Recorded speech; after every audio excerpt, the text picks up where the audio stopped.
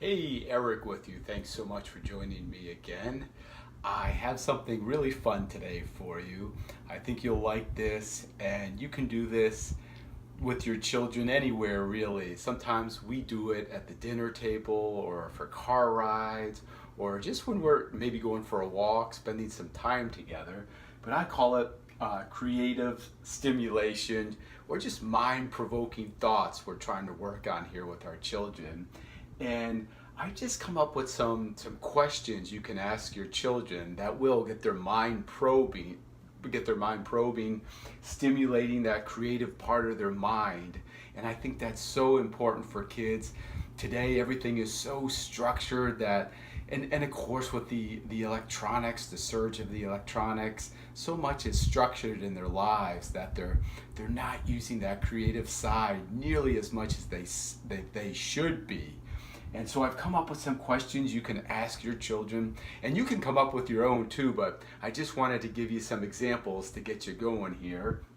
So the first one you can ask them is, if you could have any superpower, what would it be? Any type of superpower, what would it be? And that's a great one to lead off with. Kids will give you some amazing answers. Number two, you can ask them, what is the world going to be like 20 years from now? How are people going to dress? What are cars going to be like?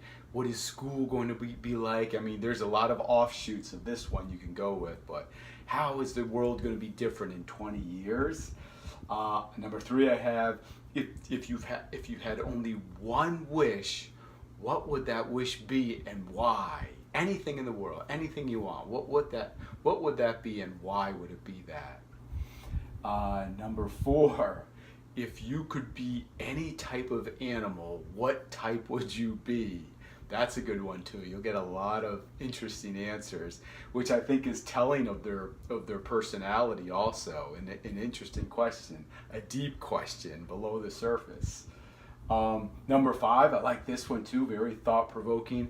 If you could solve one problem, what would it be? And it can be a global problem. Maybe how could we solve the problem of people being homeless?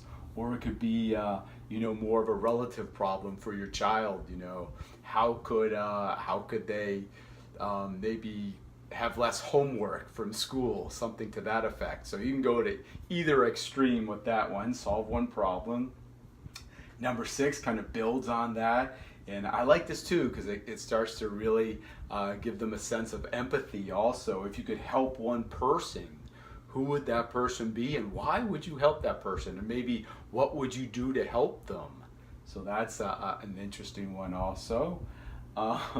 This one, number seven, you can ask your child if they think there are other life forms in the universe. Are there aliens?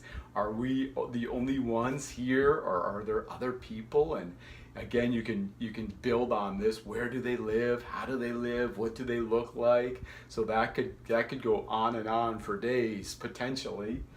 And let's see. I like this too. Number eight.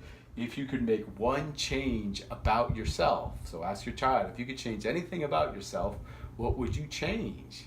And that too, I think, gives you a lot of insight on their thinking and how they feel about themselves. So any change they can pick. Number nine, if tomorrow by chance the tooth fairy put $1 million under their pillow, what would they do with that $1 million? It's their choice. So just ask them. See what they come up with. Again, you'll hear everything. And number 10, I like this one too. This is kind of interesting.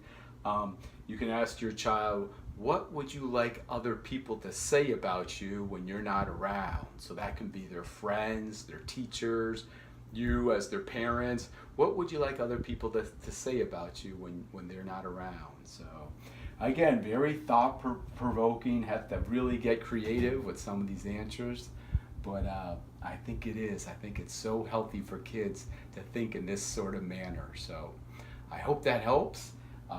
If you could please pass this on. I'm just trying to get more and more information out to parents to help their children. And if you could like and subscribe, I would really appreciate it. Thanks so much. Bye-bye.